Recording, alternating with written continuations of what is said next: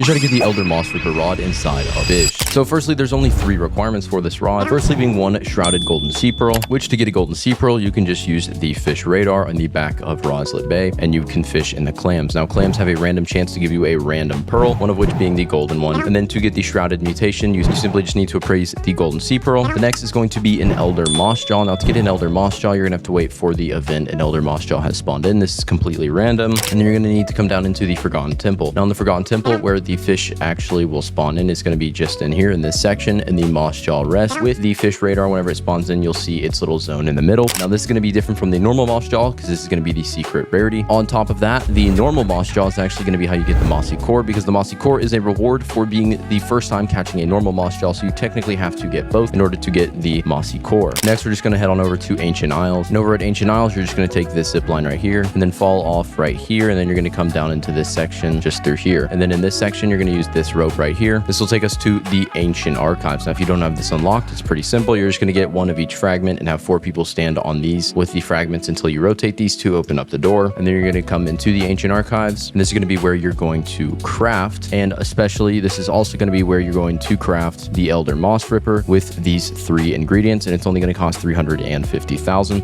And that's going to be how to get the Elder